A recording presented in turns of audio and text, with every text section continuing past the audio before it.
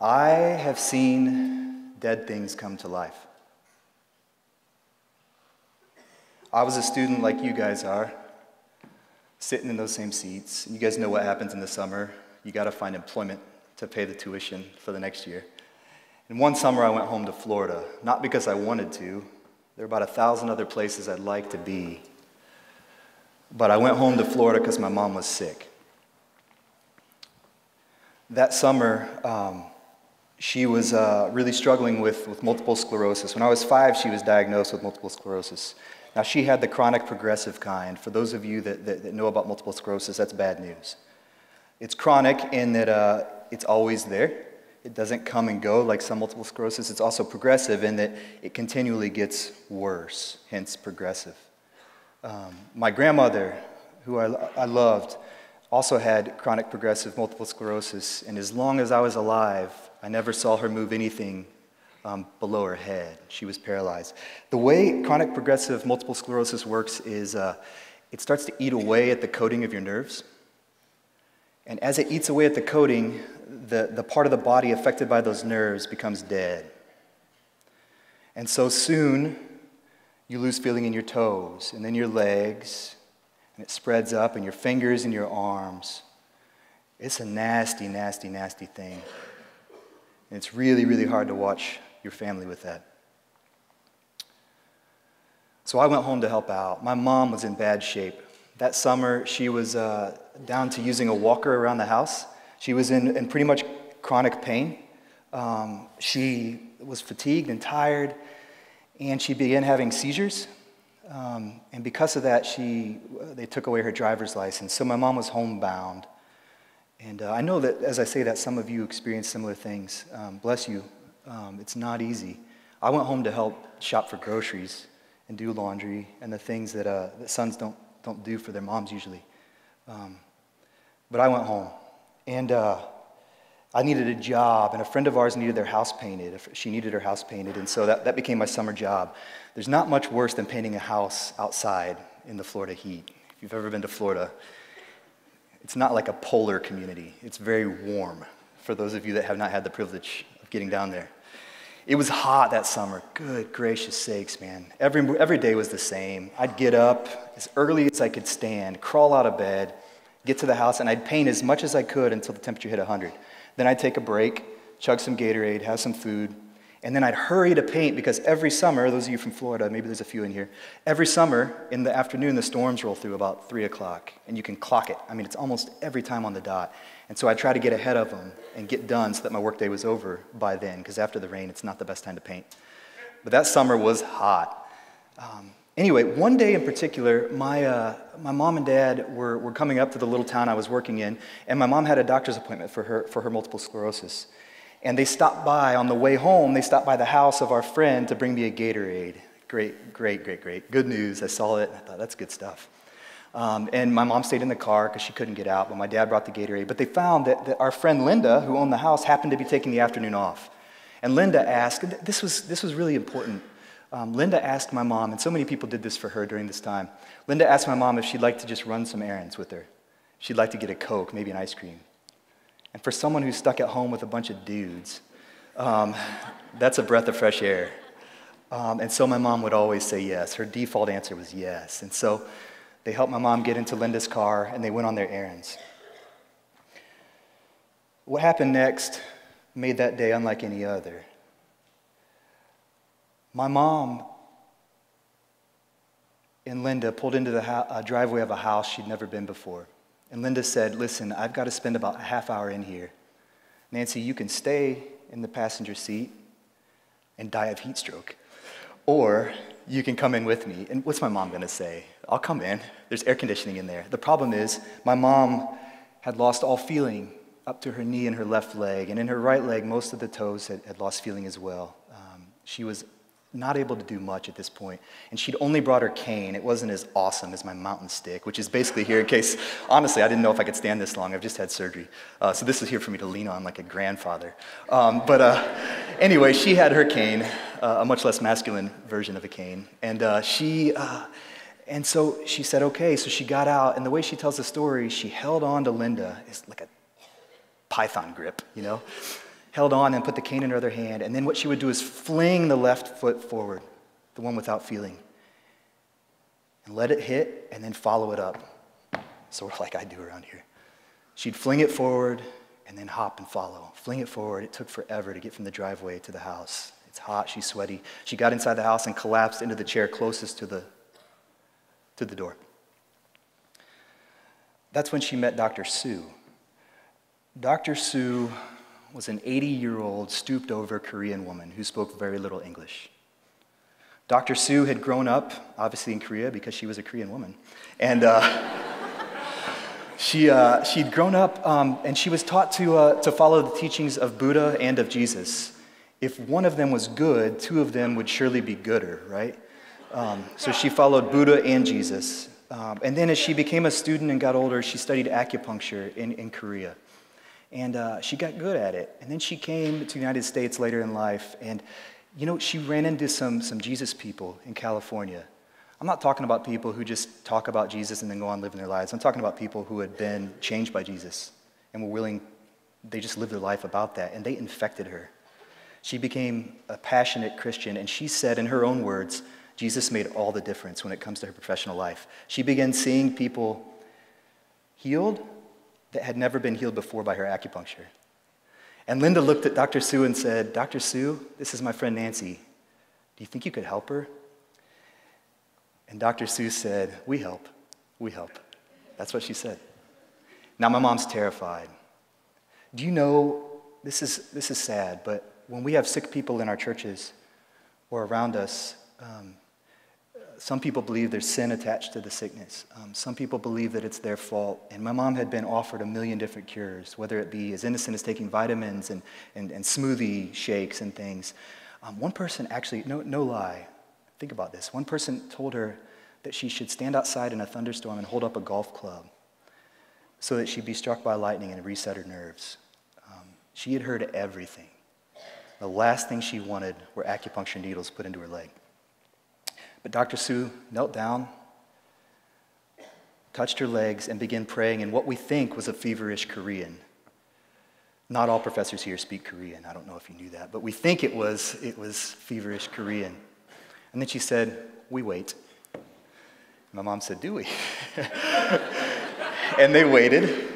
And that's when Dr. Sue told my mom about her upbringing, her testimony, and how Jesus had made all the difference in her career and what she does. And then, simple, stooped over, 80-year-old octogenarian Korean woman, stooped back over and prayed again in Korean. Again, I have no idea what she said. But she took the needles out and said to my mom, now, you walk. My mom did that. She said, you walk. Mom said, I need my cane. She said, no, you walk. And my mom decided to pacify her. I mean, she's trapped in the house of an elderly Korean woman. Like, the only way out was apparently to at least indulge her. Now, she did not feel anything come over her legs. She had no sense of supernatural faith. When I saw my mom that morning, she was a beat-down woman. Fatigue hung on her like cheap perfume. There was death in her eyes. It was the saddest thing I've ever seen. She had no hope. She wasn't a super Christian. She didn't believe anything. But she stood up because the woman told her to. And when she did, she realized she could feel the toes in her left foot for the first time in 15 years. And then she thought, well, that went well. If the toes are working, she put out her foot and realized she could feel her whole leg. And my mom walked across the living room floor without any help. I have seen dead things come back to life. That day I went home from work, covered in sweat and paint, and the scene that greeted me will be something I take to my grave, I promise you that. My mom bounded out of the front door of our house. And I swear to you, this is not some kind of preacher trick. I swear to you, I really had a weird moment of like Inception where I thought, I'm in a movie. And this is some kind of crazy George Lucas CGI. I thought that. Because my reality did not have categories for what I was seeing. And then she started hopping up and down on one foot, and I thought, all right, now you're just showing off. I don't know what's going on.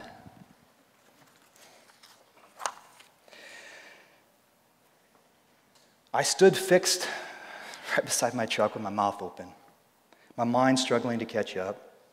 Meanwhile, my dad took my mom's hand, and they did something that they'd wanted to do for over 10 years. They went for a walk as a couple. Simple. I have seen dead things come to life. Now, I wish I could tell you that I believed. I wish I could tell you that the whole time she was sick, I laid in my bunk bed and prayed that she'd be healed, that God would bring life. The truth is, I never really expected anything more than chronic, progressive death. My grandmother was paralyzed from the neck down, and my mom was heading that way. I know it. And yet, against all odds, I can say one thing with certainty. You know what? Right now, my mom's working. She's never had another seizure. She's a middle school teacher. That's like a combat zone. She doesn't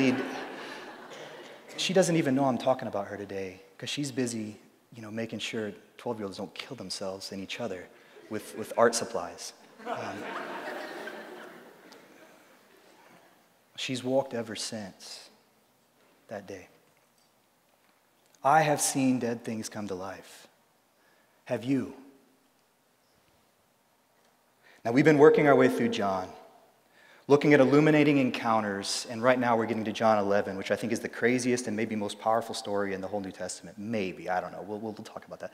When Jesus came back to life, I guess it was a little cooler, but this is kind of a taster, an appetizer for that. This is where Jesus raises his friend Lazarus from the dead. And for those of you that don't know the story, let me just kind of run through it quickly. We're not going to get heavy into the text, but I want you to know the story. Jesus had been hanging out in Jerusalem for a festival, one of the Jewish parties, basically, and he was there, and he caused quite the ruckus. He started healing people, and then he claimed that he had a special relationship with Yahweh. Now, the religious authorities were not happy with that because they were the ones who were supposed to have a special relationship with Yahweh, and they were not amused.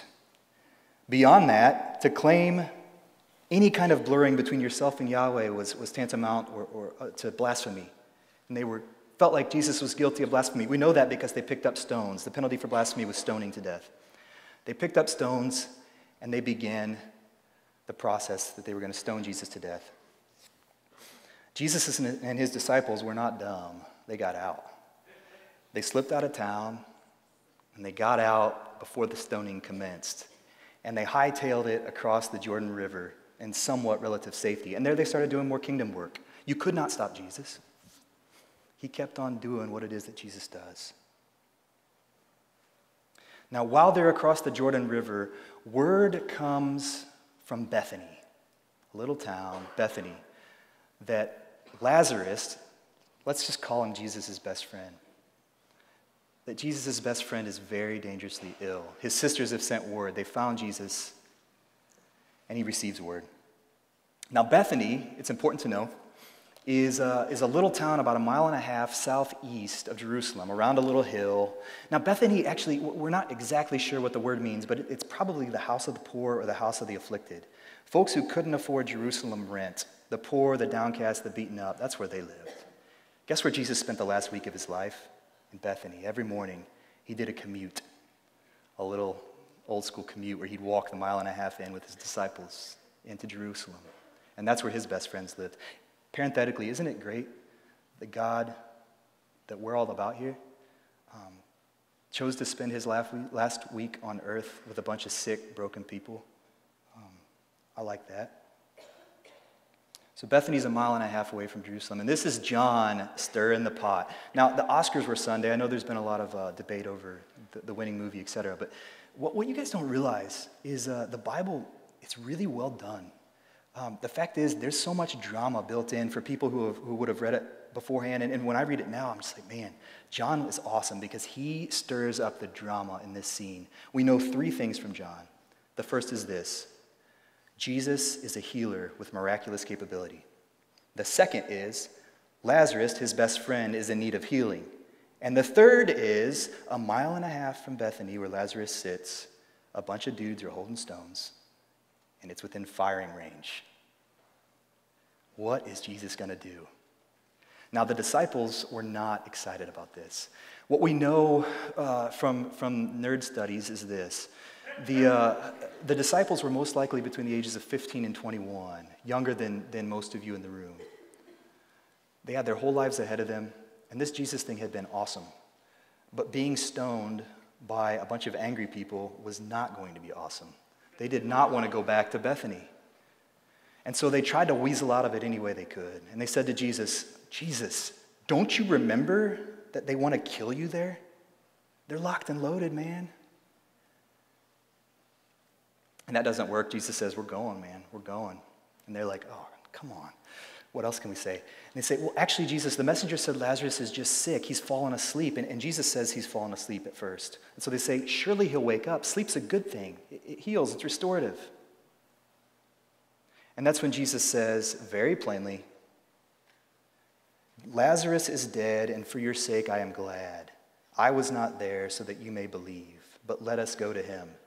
Oh, come on. Now, this is where Thomas shows up, one of the people I want you to know about today. Now, Thomas we think of as the doubter, right? Doubting Thomas later in the gospel story, if you've ever heard of that. And we always think of him in that way. But he was also pessimistic, Thomas, I think, but also brave. He said to the other disciples, it's really interesting. This is what he says. He says, come along. We might as well die with him. I mean, on one hand, Jesus was probably like, thank you. And on the other, he's like, ugh, come on. A little bit more credit. Give me some credit. I've been doing some cool stuff. But Thomas says we might as well die with him. And so the disciples, these teenagers, follow Jesus on what amounts to a death march across the Jordan. This is not happy. Not happy at all. Along the way, Lazarus dies. As they enter the area outside the village of Bethany, Jesus is greeted by Martha. Martha's the second person I want you to think about today. Martha is the older sister. You've probably heard other stories of Mary and Martha. But Martha was responsible for an important thing here, and that is kind of taking care of the family as their eldest brother had died. And so she comes out to receive Jesus formally. And she comes out, and I want to read you from, this is the Message paraphrase version. This is what Martha says. Master, if you'd been here, my brother wouldn't have died. Even now, I know that whatever you ask God, he will give you. Jesus said, your brother will be raised up. Martha replied, I know that he'll be raised up in the resurrection at the end of time. Jesus said, you don't have to wait for the end. I am right now the resurrection and the life. The one who believes in me, even though he or she dies, will straight up live. And everyone who believing in me, does not ultimately die at all. It's a lot to chew on. I am right now resurrection and the life. You don't have to wait for the end. Martha's like, what? So she went and got her sister. Now, Mary was doing something else that was really important in their culture, and that's crying really hard. When somebody dies, it's important that it's a big deal. And the volume of the cries and the number of people that show up to cry indicates a lot about how important that person was to the community. And a lot of folks had come from Jerusalem, the 1.5 miles, to cry and wail at Lazarus' death.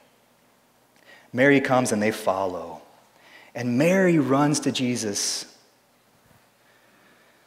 And she says, Master, if only you'd been there, my brother would not have died. Just like her sister. But then she falls at his feet and just sobs. She comes undone. She loses her stuff. And all the mourners around Jesus, who have come to raise their cries, begin to wail. This is fascinating to me, what I'm about to tell you. Your Bible might say something like Jesus was deeply moved in spirit. It might say that he was greatly troubled. It might even say he was angry, but that doesn't come close to the word that the Greek uses, and it's awesome. And so I've got to tell you about it. This word is only used a few times in the Bible, but it's also used in the poetry. A Greek poet by the name of Aeschylus uses this to talk about the attack on the city of Thebes. It's really interesting. He's talking about a warrior riding a horse, and this is what Aeschylus says. He whirls his horses as they snort through their bridles, eager to fall against the gate. The attack is imminent, and the horses snort, eager to attack the gate. The word here in the Greek is the same as a horse snorting. You seen that before? Nostrils flare, breath comes out. I'm about to get that gate. I'm about to get it. Jesus snorted like a horse. And he shrugged his shoulders, brushed it off, and walked on. He walked to the tomb, and he wept. He cried. He looked around and saw the cries of the people around him, and he saw what death does.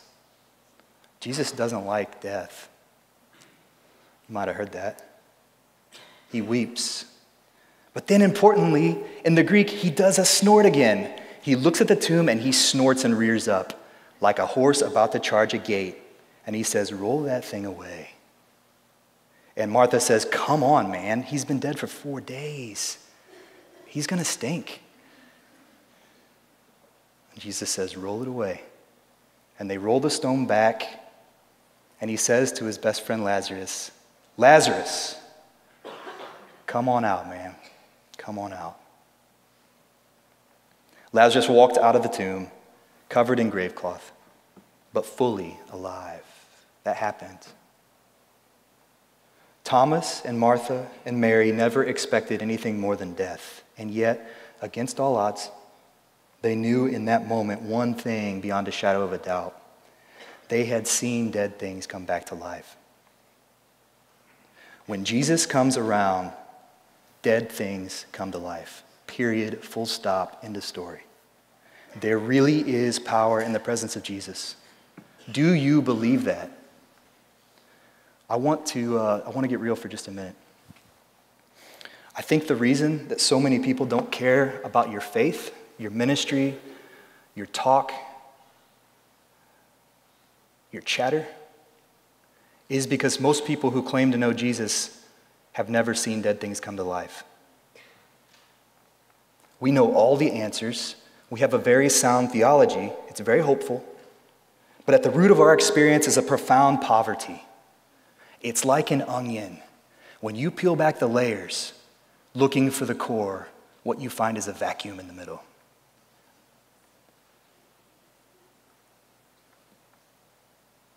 Nothing. I want to ask you a simple question. Can you honestly say that you've seen dead things come to life? If no one's asked you that before, I'm sorry. Your time's now. Now, this doesn't have to be, I want to be clear, this doesn't have to be a mighty deed like the raising of Lazarus, or like what I saw in my mom, dead limbs coming to life. It doesn't have to be like that. What about this? What about times when someone that has hurt you badly, you come across them, and for some reason, thanks to the closeness you have spent with Jesus, you have love for that person. Parents that have scarred you. An ex-boyfriend or girlfriend that left you, cheated on you, did you wrong. When you feel love rising up for them and you can bless them, that is nothing short than a miracle. That is nothing short than a little slice of resurrection. When your Achilles tendon rips playing I Am Basketball, and you lay in bed that night, and I promise you this happened. This is not, I don't want this to sound bragging at all, because it's not. I'm an idiot. But let me tell you something. I was laying there that night, and God's Spirit came on me, and I started thanking God. And I'm not that good. His joy came on me. And I thought, man, this must be what life is. Or maybe cancer, chemotherapy, and in the middle of that, you bring joy to the people around you. That is not natural. That is a miracle. That is dead thing. That is a dead thing coming back to life.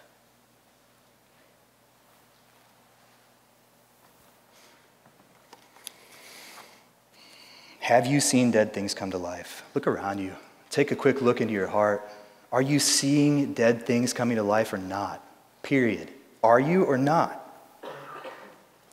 Thomas followed Jesus to Bethany expecting to find death, both a dead Lazarus and a soon-to-be dead Thomas. Let's go, we might as well die with him. Imagine how Thomas must have felt when instead of death, he found dead things springing to life. I wonder how many of you have resigned yourself to the idea that the future is going to be bleak for you, that your family is permanently damaged, that you're damaged goods, that you'll never be happy, that there isn't anything in life that holds any promise for you. There are dead things that you are literally carrying around inside of you. To you, Jesus says, you have now life. He wants to meet those expectations with life. And then there's Martha. When Jesus came to Bethany, we find her grieving a great loss. But the Bible says that she had great faith in Jesus' ability to bring her brother back to life someday. Some of you people care way too much about heaven and not enough about earth. I'll include myself in that. Life is coming, but for now, death is in charge of the present. But Jesus said, I am the resurrection and the life. It's not that Jesus will be, he is. I wonder how many of you have committed yourselves to the idea that God will bring all things to life someday. That no matter how bad things get in the here and now, there's always a heaven waiting. Deep down, admit it, your heart is crying out for life right now. Cry yourself to sleep. You're broken. To you, Jesus says, I am, not I will be. And finally, there's Mary, the one who fell like a hot mess at Jesus' feet. We didn't even know what she was thinking. My guess is that she was expecting absolutely nothing from Jesus. She was just plain numb. Imagine how she must have felt when her numbness began to give way to passion and her dead brother came back to life. When Lazarus came back to life, so too did Mary. I wonder how many of you are just plain tired. Just done. Numb. You've seen too much death already in your young lives. More than you should have, and I'm sorry for that. Today, Jesus wants to replace your numbness with passion, with life now. When Jesus comes around, dead things come to life. Despite all expectations to the contrary, Thomas found that to be true, Martha found that to be true, and so did Mary.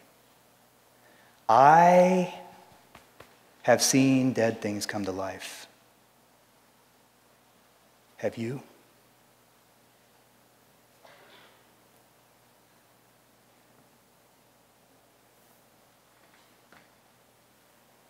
What we're going to do now is simple. If there's been anything tugging at you over the last little bit I've been talking, it wasn't me, it was God. I'm tired of talking about Jesus and not doing Jesus stuff. I'm tired of talking about Jesus and not putting it into practice. And you should be too. So if you felt anything, if you resonate with Thomas or with Martha or with Mary, what I want to ask you to do is we're just have you come forward here in a minute. And what we want to do is, we got people that'll pray with you. We're going to pray life in. Listen, I got class at 1. I'll stay until then.